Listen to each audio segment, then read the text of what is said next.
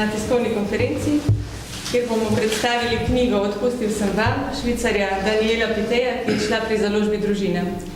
Knjiga bralcev zavešča o teži, ki jo nosijo žrtve pedofilije in kliče po resnicoljubnem in iskrenem pogovoru o tem zločinu v cerkvi in družbi nasploh. Na predstavitev smo povabili tajnika Slovenske škofovske konference dr. Tadeja Strehovca, strokovno sodelavko ekspertne skupine za reševanje primerov spolnih zlorab, dr. Tanjo Repič-Slavič in gospoda Alojza Mirharčiča, predsednika ekspertne skupine za reševanje primerov spolnih zlorab v katoliški cerkvi. Knjiga Odpustil sem vam je življenjska izpoved Daniela Piteja, ki je danes poročen. Ima 6 otrok in opravlja poklic knjižničarja. Med njegovim 9. in 13. letom starosti ga je spolno zlorabljal kapucinski pater Joel Ala, za katerega se je razkrilo, da je zlorabljal še druge dečke. Daniel se je s pomočjo psihoterapevtov in molitve soočil z zlorabo in odpustil patru Alanu. Ker v sebi ne čuti več sovraštva, pravi, da je svoboden in pokončen človek. Knjiga Odpustil sem vam je izjemna, ker ne prikriva resnice in ker hkrati priča o upanju in odpuščanju. Papež Frančišek, ki je napisal predgovor v knjigi, je zapisal: takšne pričevanja odpirajo pot pravični popravi in milosti spravi. Najprej besedo predajam dr. Tadeju Strehovcu, da knjigo Odpustil sem vam umesti v širši okvir prizadevanja za zaščito otrok v cerkvi in v svetu.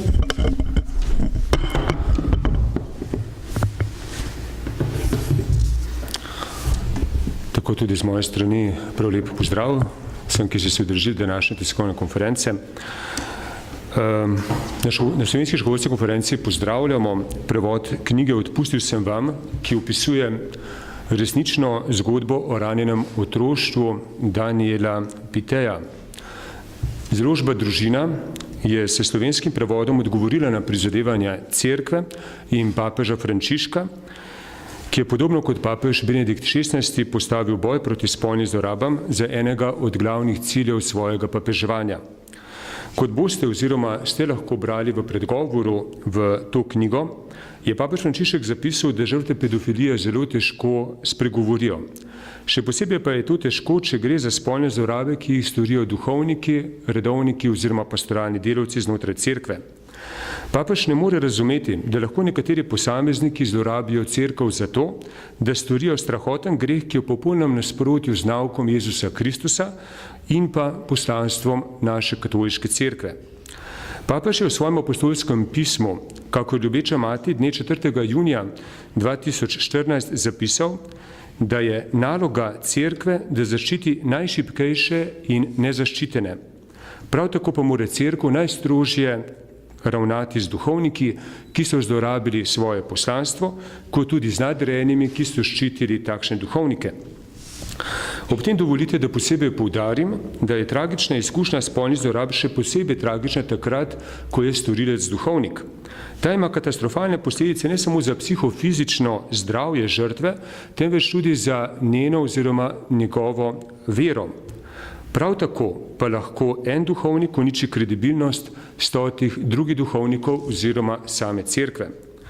Omeniti velja, da nobena družba in noben poklic oziroma del družbe ni imun pred tem pojavom, kar kliče k temu, da mora cerkev z nacionalnimi in mednarodnimi organizacijami izgraditi kulturo, novo kulturo, kulturo, ki postavlja v ospredje varnost in spolno nedotakljivost vseh otrok.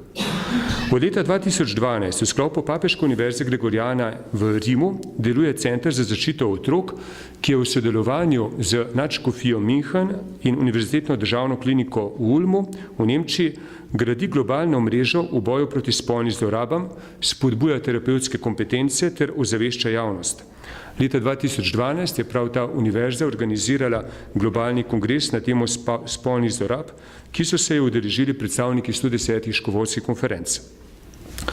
22. marca 2014 je papež Frančišek ustanovil posebno papeško komisijo za zaščito otrok, ki se na globalni ravni posveča oziroma sooča s pojavom spolnih zlorab dviguje zavest o posledicah spolnih zlorab ter poziva škofovske konference, da na lokalni ravni vzpostavijo strukture za zaščito otrok ter tako imenovano ničelno toleranco do spolnih zlorab. Nasplošno smo v cerkvi mnenja, da za učinkovit in uspešen boj zoper spolne zlorabe otrok so potrebni človeška skrb, strokovnost, vztrajnost ter sodelovanje tako institucij kot samih družin. Tragična izkušnja spolnih zlorab v katoliški cerkvi je omogočila, da je cerkev postala ena izmed vodilnih globalnih organizacij na področju njihovega preprečevanja. Zato želi cerkev deliti pridobljeno izkušnjo in ponuditi svoje sodelovanje tudi civilni družbi ter tistim državnim organom, ki niso še storili dovolj, da bi zaščitili najranljivejše v naši družbi oziroma v svetu. Napor katoliške cerkve na področju preprečevanja zlorab je potreben in se mora nadaljevati, saj družba nasplošno še ni spoznala in razvila v zadostni meri učinkovitih ukrepov proti tem pojavu. Posamezniki, civilna društva in državni organi se še vedno premalo vztrajno angažirajo za zaščito otrok in mladoletnikov pred spolnim in drugim nasiljem. Na naši spletni strani Katoliške cerkve v Sloveniji imamo posebno podstran z naslovom Zaščita otrok v cerkvi na Slovenskem, kjer so na voljo vse relevantne informacije z področja spolnih zlorab oziroma boja proti spolnim zlorabam. Na tej spletni strani oziroma na tej podstrani najdete informacije najprej o prijavi suma naznanitve kaznivega dejanja spolne zlorabe, državnemu tožilstvu, škofu ordinarju oziroma ekspertni skupini za reševanje spolnih zlorab. Prav tako na tej spletni strani so navedena pogosta vprašanja in odgovori o spolnem nasilju oziroma kaj sploh spolna zloraba je in kakšne so posledice spolne zlorabe. Potem nadalje informacije o zakonodaji, ki urejajo področje povezano s spolnim nasiljem. Še prav posebej so tam smernice, ki jih je sprejela Slovenska škofovska konferenca in ki določajo ravnanje v primeru spolnih zlorab se strani klerikov, članov redovnih ustanov ter drugih pastoralnih delavcev cerkve na Slovenskem, ter informacije o delovanju ekspertne skupine za reševanje spolnih zlorab, ki deluje pri Slovenski škofovski konferenci. Tisti, ki poznate to skupino, veste, da so v njej 3 člani, civilni pravnik, psiholog oziroma psihologinja, duhovnik, ima 2-letni mandat in poseben pravilnik. Vsak primer spolne zlorabe je tragičen in predstavlja veliko preizkušnjo, tako za žrtve, kot tudi za samo cerkev. Od leta 2015 na ravni Slovenske škofovske konference izdajamo letno poročilo Katoliške cerkve in v njej je navedena tudi statistika z področja dela ekspertne skupine za reševanje spolnih zlorab pri Slovenski škofovski konferenci. Med letoma 2013 in 2015 je skupina obravnavala 3 primere, od tega leta 2013 nobenega, 2014 2 primera in 2015 1 primer. Za kakšne vrste primere gre, bo lahko več povedal gospod Milharčič. Na koncu bi želel še enkrat pozdraviti odločitev založbe Družina, da izda knjigo Odpustil sem vam in je s tem dala pomemben prispevek k izgradnji slovenskega jezika na področju spolnih zlorab. Samo jezik žrtve je namreč tisti, ki vsej razsežnosti razkrije trpljenje otrok in posledice nasilja storilca. Takšna dela so spodbuda, po mojem mnenju, da cerkev, pa tudi šole, družine, kot tudi državne institucije, naredimo še več oziroma vse, kar je mogoče, da bo otrokom zagotovljena pravica do osebne varnosti in srečnega otroštva. Najlepša hvala. Zdaj pa prosim gospoda Milharčiča, da nam predstavi poslanstvo in delo ekspertne skupine za reševanje primerov spolnih zlorab. Ekspertne skupine so po navodilu osrednjih cerkvenih inštitucij za vsako konferenco priporočene oziroma obvezne. Pri nas deluje ekspertna skupina od leta 2009, to spravi je bilo že 5. mandat, se nam letos izteka v tem zasedbi. Namen teh ekspertnih skupin oziroma naše konkretno je pomoč žrtvam pedofilskih zadev oziroma dejanj in pomoč tudi članom Škofovske konference oziroma Cerkve v Sloveniji. Tako da mi smo v tem času našega mandata imamo 3 primere in to je res samo majhen vrh ledene gore gotovo, ki ni statistično možno jo opredeliti, kaj to je. Eno zadevo smo dobili še odprej in gre sicer za pedofilsko zadevo, ki se je zgodila že zdavnaj, je pravno zastarala, in žrtev pa še zmeraj išče neko moralno zadoščenje, ki pa se stvari izmika. Potem sta bili 2 zadevi predloženi skupini strani ordinarjev, ki so spraševali, kako v konkretnih primerih ravnati oziroma neko presojo z naše strani, in obe stvari sta v teku, mislim, nimamo potem odmeva, kaj se je dogajalo naprej. Letos poleti nas je kontaktirala Papeška komisija za zaščito mladoletnih in sicer v zvezi z izmenjavo dobrih praks. Iz raznih delov sveta naj bi dobili neke modele ali pa informacije o tem, kako zaščititi mladoletne, potem preprečevati napade na nje, pa tudi kako pomagati cerkvenim osebam, z vzgojo, informiranjem, da do tega ne bi prihajalo. Čakamo z te strani gotovo mnoge dobre pobude in tudi kakšne konkretne korake naprej. Bi pa ob tem, ko sem poslušal zdaj gospoda Strehovca in smo se prej o tem pogovarjali, izpostavili dejstvo, da smo v kulturi, ki jo mislimo ne v naši evropski samozagledanosti, da imamo s to stvarjo razčiščene zadeve, ampak ko gledamo sliko svetovno, kje se kaj dogaja, smo enaki kot morda področja, na katere kažemo s prstom, recimo področje muslimanov, ne vem kaj, vzhoda in Evropa nima nič kaj dosti se hvaliti s tem, kar je. Tako. Hvala lepa. Hvala tudi vam.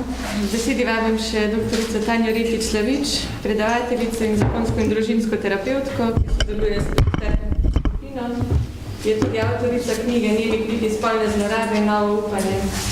Doktorica Rifič-Slavič, prosim osvetlite nam psihološki vidik spolnih zlorab in kako se lahko žrtvam pomaga. Ja, hvala za to povabilo in za besedo. Jaz kot 13 let že delam žrtvami spolnih zlorab in se srečujem s temi neznosnimi bolečinami, ki jih doživljajo. In lahko rečem, da ne vem, kaj bi se lahko primerjalo s to grozo, ki jo doživi neka žrtev spolne zlorabe.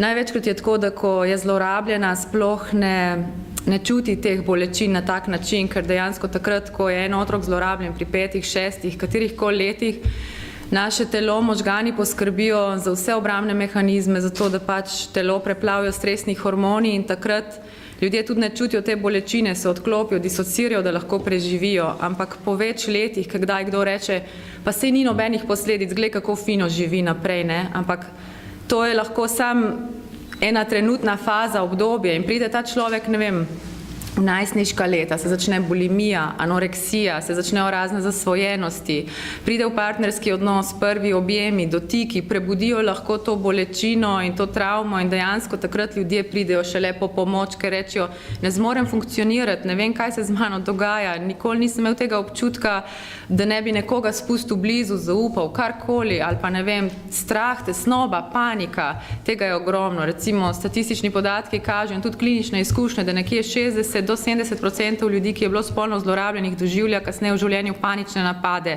tesnobo, so lahko pač na antidepresivih, karkoli, da bi na ta način pomirili to stisko, ker ne vejo, kako živeti in kaj narediti. In dejansko potem, ko odkrijejo, da je lahko ena taka travma vzrok za vse te bolečine, kar ne morajo verjeti, ne. Sploh je tam ena krivda, sej tudi sam sem mogoče šel tja, ne. Težko se razume, zakaj gre nekdo ponovno in ponovno tja, ko je bil že tokrat zlorabljen, zakaj ne prekine, zakaj ne pove. Enostavno tukaj je še zmeraj toliko tabujev in vsega, da žrtve to bolečino, to stisko držijo največkrat kar zase. In tukaj je zelo pomembno, da če kdorkoli opazi kakšne posledice, da ima občutek, da je tam kakšna čudna stvar, kakšen čuden odnos, da tukaj reagiramo čisto vsi, ne samo tisti, ki so, ne vem, na odgovornih mestih, kot so, ne vem, ravnatelj, duhovnik, učitelj, ne vem kdo, ampak da dejansko vsak od nas, če opazi, kot, ne vem, teta, stric, kdorkoli vidi kakšnega otroka, da pač reagira, da vpraša, da preveri, kaj je tam. Tukaj nas je pogosto strah, kaj pa naj potem naredim, če ugotovim, ne? Kaj naj zdaj, ne? Ker dejansko jaz tukaj žal v resnici na ljubo dejstva so taka, da imamo cel kup smernic, imamo cel kup zakonov, imamo ne vem kaj vse, ampak nič ne pomaga, če potem se tega nedosledno držimo. In če bi tukaj bila ena žrtev, bi povedala, kakšne ima izkušnje, ko je dala prijavo ali v cerkvi, ali ko je povedala na glas, ne vem, na civilnem sodišču, bi videli, da so dejstva veliko drugačna, kot tisto, kar vse papir zdrži in prenese. Nočem tukaj kritizirati, ampak se mi zdi prav, da tudi o teh stvareh na glas govorimo, da žrtve niso zaščitene tako, kot bi morale biti, da ponavadi so označene, da so one tiste, ki hočejo nekoga uničiti, da si izmišljujejo, se jih hoče čim prej utišati, žrtve je treba resno jemati, preveriti, kaj se tam dogaja, treba je reagirati, to so lahko stvari, ki celo življenje nekoga pustijo v hudih stiskah. In tako, kot sem prej rekla, te posledice se lahko pokažejo po več letih. Pokažejo se tudi potem lahko na generacijah naprej, to so pač krute stvari, ampak recimo ena mama, ki ni predelala zlorabe, jo je potlačila, disocirala, odklopila, bo lahko potem, ko bo imela svojo hčerko ali pa sina v tisti starosti, kot je bila sama spolno zlorabljena, bo lahko ta otrok začel doživljati take stiske in posledice, kot bi bil on žrtev spolne zlorabe, pa se zloraba njemu nikoli ni zgodila. In dobimo tudi primere, ko reče mami, pride, reče, ne vem, imam 10 let staro hčerko, prišlo je do anoreksije, ne vemo, kaj narediti in pogledamo vse, a je v družini kakšna stvar, ki se je zgodila, a se tej punci karkoli zgodilo, ugotovimo, da je vse v redu, bila je že pri psihiatru, pa vsod vse BP. In potem ugotovimo, da pri 11 ali 10 letih, točno pri tisti starosti je bila mama sama žrtev spolne zlorabe, posilstva, tega nikoli predelala, to seveda ne pomeni, da je mama zdaj kriva za to, ampak to se je naprej preneslo in enostavno ta hčerka ne bo nič mogla narediti, če ne bo tudi ta mama nekaj naredila s tem svojim strahom, stisko in vsem, kar je nekje potlačeno. Tako da tukaj se da veliko narediti. Jaz bi mogoče tukaj zaključila s tem, da je tudi eno upanje, ne, ker se sliši vse tako sam grozno. Upanje je, če se nekdo odloči, da bo stopil na to pot, da bo odprl tiste rane, da bo izjokal solze, da se bo soočil z gnusom, strahom, z vsem in pustil, da ga to ne zasvaja več. Temu jaz rečem odpuščanje, da pustiš, da te te verige, da te ta bremena spolne zlorabe ne spremljajo več v življenju in da lahko rečeš, jaz sem lahko čist, nedolžen, ok, zloraba je eno, moja identiteta je pa drugo in da lahko greš od tukaj naprej in da potem živiš eno človeka vredno spodobno življenje. To pa ni enostavno in tukaj smo vsi odgovorni, da prispevamo k temu, da je ljudem lažje. Hvala. O tem govori tudi ta knjiga Odpustil sem vam na zelo konkretni način. Sedaj je priložnost za vaše vprašanja. Prosim vas, da se predstavite in poveste, z katerega medija prihajate. Prosim. Pravni vede časopis Dnevnik, sem vprašanje gospoda Mihačiča.